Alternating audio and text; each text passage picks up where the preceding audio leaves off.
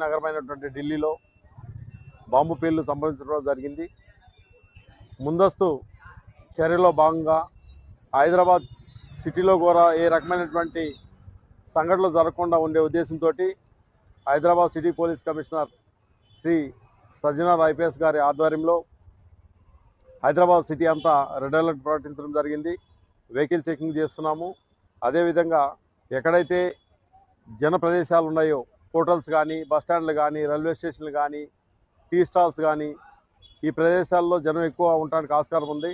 అక్కడ కూడా ఏ రకమైనటువంటి అవాంఛనీయ సంఘటనలు జరగకోకుండా, అదేవిధంగా అక్కడ ఉన్నటువంటి సెక్యూరిటీ సిబ్బందిని అలర్ట్ చేసుకుంటూ అనుమానాస్పద వ్యక్తుల గురించి, అనుమానాస్పద బస్సుల గురించి, తర్వాత వెహికల్స్ గురించి పోలీస్కి ముందస్తుగా తగిన సమాచారం అందించాలని చెప్పేసి మలక్పేట పోలీస్ తరఫున విజ్ఞప్తి చేస్తున్నాను. Thank you.